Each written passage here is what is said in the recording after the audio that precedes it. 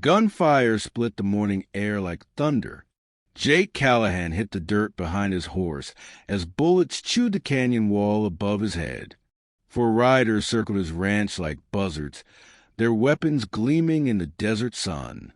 "Where is she, Callahan?" The scarred man's voice cut through the dust. Jake's finger found his rifle trigger. His chest burned with rage he hadn't felt in years. They'd come for Nia, and he'd be damned if they'd take her. But this story didn't start with bullets. It started 3 weeks back, when the desert wind carried something Jake thought he'd never hear again. Hope. The memory pulled him back to that August evening. He'd been riding his South Ridge, checking fence posts like always.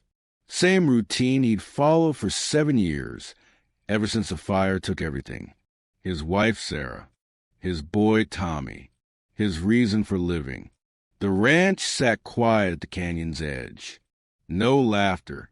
No voices calling him home for supper. Just wind and silence and the ghosts that lived in every shadow. That evening changed everything. A sound drifted up from the mesquite brush. Soft, broken, like a wounded animal trying not to die. Jake pulled his horse up short and listened. The sound came again, weaker this time. He found her under a twisted tree. A young Apache woman, maybe 25, clutching her swollen ankle. Her clothes hung in tatters. Dust and dried blood caked her dark skin. Her eyes met his, wide with fear and pain. "You okay?" Jake's voice came out rusty from disuse. She couldn't answer, barely had strength to lift her head. Jake knelt slow, hands visible and empty. He offered his canteen. She drank like she hadn't seen water in days. Her lips trembled against the metal rim. "Can you walk?" She tried to move. Pain twisted her face. She shook her head. Jake didn't ask questions. He lifted her gentle as he could and set her on his horse. She weighed nothing, like the desert had already started claiming her. At the cabin, he laid her on his old couch. He wasn't a doctor, but he knew wounds. Cleaned her cuts with whiskey. Wrapped her ankle with clean cloth. Used horse salve that worked just as good on people. She didn't speak for hours. Just watched him with those dark eyes while he worked. Jake set beans and bread beside her and stepped outside to give her space. That night, her voice finally came, soft and careful. "My name is Nia." Jake turned from the porch. "I'm Jake." She nodded. Something had changed between them. A thread, thin but real. Days passed. Nia healed slow but steady. She cooked with wild herbs she found near the canyon. Jake ate better than he had since Sarah died. Nia moved quiet through his space, respectful and grateful in ways that didn't need words. She was Apache from a village deep in the canyon. Men had come with rifles and government papers. Strangers with hard eyes and harder hearts. She'd been taken but escaped in the darkness. Wandered the desert for days before collapsing on Jake's land. Jake didn't press for details. But something in him had shifted when he watched her grinding herbs or limping to the porch in golden evening light. He felt something he'd forgotten existed. Peace. Then came the morning. He found boot tracks by the north fence. Deep prints. Too clean to be his. Heavy boots like bounty hunters wore. Or worse. Jake didn't tell Nia. But that night, he oiled his rifle and set it by the door. The next day, he rode his boundary line. More tracks leading toward the canyon. Someone was hunting. Someone was close. When he returned, Nia sat on the porch with knowing eyes. She glanced at the rifle. "You saw them," she said. Jake nodded. "They close?" She looked out over the desert, scanning distant rocks. "They will come. They always do. Cold fear ran through Jake's chest. He'd lived through loss and pain before, but this felt different. He wasn't just protecting his land anymore. He was protecting someone who mattered. That night, he didn't sleep. Sat on the porch watching stars and dark desert. Every sound made his hand twitch toward the rifle. Nia came out with a blanket, wrapped it around both of them, and leaned against his shoulder. For a man who'd lived in silence so long, her touch was louder than thunder. Jake realized something he hadn't wanted to admit. He was falling for her. But he also knew the desert never gave without taking. The price for saving Nia might be his heart. Morning came cold and heavy. The sun rose slow, like it feared what the day might bring. Jake stood at his porch edge, scanning the horizon. His rifle was loaded, his horse saddled. Behind him, the door creaked. Nia stepped out, wrapped in her faded blanket. Her ankle was still swollen, but she moved with quiet strength. "I can go," she said softly. "If I leave, they won't hurt you." Jake's jaw tightened. "This is my land. They come here, they answer to me. But I brought danger to your home. You brought life back to it." They stood in thick silence, everything they couldn't say hanging between them. Jake touched her hand gentle. "I've already lost everything once. I'm not losing you too." Just before noon they came, for riders in dusty coats, hats pulled low, guns at their sides, eyes hard as canyon stone. They rode in slow and easy, like they were used to being feared. The tall one with a scar across his cheek stepped forward. "You Callahan?" Jake nodded. "We're looking for an Apache girl. Escaped from government transport. Being moved to a relocation camp." He held up folded paper. "Says here she was spotted in this area." "I haven't seen anyone." Jake lied calm. The scarred man squinted. "You sure about that?" Jake gave a single nod. "You're trespassing." The man smirked and stepped closer. "You really want to protect some runaway girl? She's government property. We're doing our job." Jake didn't move. "This land is mine. Step off it now." Silence cracked between them like lightning. The other three shifted in their saddles, hands drifting toward guns. Then Nia's voice broke through it all. "She's not going anywhere." She stood at the door, small but unmoving. Her dark hair whipped in the wind. Her eyes burned with defiance. The scarred man grinned. "There she is." Jake's body moved faster than thought. He raised his rifle as the man reached for his pistol. A single shot rang out. Dust exploded near the scarred man's boot. Jake hadn't missed. He'd warned. "Next one goes through your chest," Jake growled. The other men dismounted fast, drawing weapons.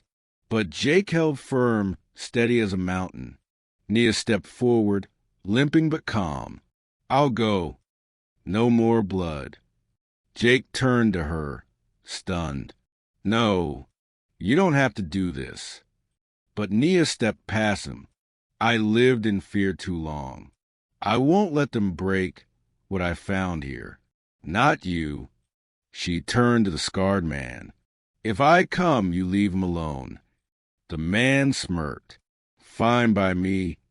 Jake's heart pounded. He couldn't believe what was happening. As the men reached for her, Jake raised his rifle again. "She's not going."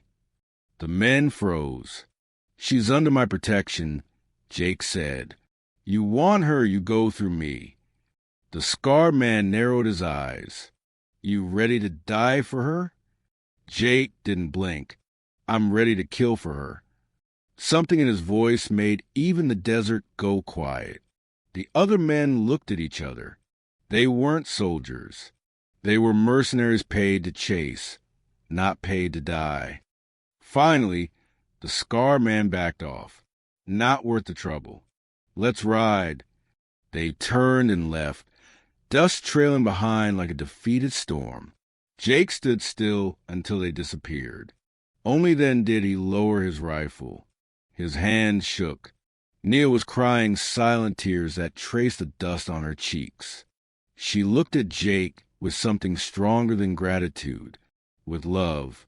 That evening they sat on the porch together. "I was ready to give up," Nia whispered. "I never thought I'd feel safe again." Jake reached out and took her hand gentle. "You gave me something, too." "What?" He looked at the horizon painted with pink and orange light. "A reason to feel alive again." She leaned her head on his shoulder. He wrapped his arm around her. For the first time in years, the ranch didn't feel empty. The silence wasn't heavy. It was peaceful. But Jake knew this was just the beginning. Men like those didn't give up easy. They'd be back, and next time they'd bring more guns. He looked down at Nia's peaceful face and made a silent vow. Whatever came next, whatever the desert demanded, he'd pay the price. She'd given him back his reason to live. Now he'd give her his reason to fight. 3 days passed without riders on the horizon. Jake kept his rifle close anyway. Trust came hard to a man who'd buried everything once. But Nia was healing, and with her, something in Jake's chest that had been broken for 7 years. She sat on the porch most mornings, ankle propped up, grinding herbs in an old wooden bowl. The sound became part of the ranch's rhythm. Steady, peaceful, like heartbeats. "What's that one for?" Jake asked, nodding at purple flowers she collected from the canyon. "Desert willow," she said, not looking up from her work. "For pain that lives deep inside. The kind that doesn't show on skin." Jake watched her hands work the pestle in careful circles. She understood pain that couldn't be bandaged. The kind that live in a man's chest like winter cold. Days blended into weeks. Nia's ankle grew strong enough for short walks. She taught Jake things the desert had always known, which plants healed fever, how to read weather in the way buzzards flew, why coyotes sang different songs before storms. Jake showed her ranch work, how to mend fence wire without cutting your hands raw, the best way to approach a spooked horse, where to aim when rattlesnakes got too close to the water trough. They didn't talk about love, but it filled every space between them, in the way Jake's eyes followed her when she moved through his cabin, in the way she waited for him on the porch each evening, watching for his horse to come over the ridge. The town knew, of course. News traveled fast in desert country. Folks whispered about the Apache woman living with a quiet cowboy who'd lost his family to fire. Some folks offered suspicious glances when Jake came for supplies. Others just nodded respectful and minded their own business. Nobody challenged Jake Callahan, though, not after what he'd done. Word spread about 4 armed men who'd ridden onto his ranch and left empty-handed. That kind of news made even hard men think twice. One evening, while watching the moon rise full and silver over the canyon, Nia finally asked a question that had been building between them. "Do you ever wish things were different? That you hadn't lost what you had before?" Jake thought about it long. About Sarah's laugh. About Tommy running to meet him when he came home from working cattle. About the life that fire had stolen. "No," he said soft, "because if I hadn't lost it, I wouldn't have found you." Tears shined in her eyes like stars reflecting in dark water. She smiled the kind of smile that made a man believe in second chances. "I was afraid you'd send me away when I got well," she whispered. Jake turned to face her full. "This is your home now, long as you want it to be." She reached for his hand. Her fingers were small and warm and calloused from herb work. "I want it to be." That night, For the first time since the fire, Jake Callahan slept peaceful. No dreams of smoke and loss. Just quiet rest beside a woman who'd brought life back to his dead ranch. Months passed like seasons. Nia planted a garden behind the cabin. Desert herbs and wild onions and hardy vegetables that could survive the heat. Jake built her a proper work table for grinding medicines. She taught him to make healing teas from mesquite pods and desert sage, how to read the stars for weather signs, how to listen to the desert's voice in wind patterns and bird calls. He taught her to rope cattle and ride his gentlest mare, how to shoot straight when coyotes threatened the chickens, which tools worked best for different ranch jobs. They built routines together. Jake would check fences and water sources, while Nia gathered plants and tended her garden. Evenings they'd sit on the porch, watching the sun paint the canyon walls gold and red. The loneliness that had lived in Jake's chest for 7 years slowly faded, replaced by something warmer. Something that made him whistle while he worked and smile when he saw her silhouette in the cabin window. One morning, old Martha Henderson from town brought her grandson out to the ranch. The boy had been kicked by a horse, and the town doctor was 3 days' ride away. Nia worked quiet and careful over the child's swollen leg, mixed a poultice from plants Jake had never seen her use, spoke soft words in Apache while she worked. The swelling went down by evening. The boy rode home the next morning, leg good as new. Word spread. Folks started coming to the ranch when they needed healing. Nia never turned anyone away, never asked for payment, but people left eggs and flour and cloth anyway. Small gift that said thank you in the language of neighbors. Jake watched her work and felt pride swell in his chest. She was finding her place in this harsh country, making it better just by being in it. Late one night, while they sat watching meteor showers streak across the black sky, Nia asked another question that had been growing between them. Tell me about them. Your wife and son. Jake's throat tightened. He hadn't spoken their names aloud in years.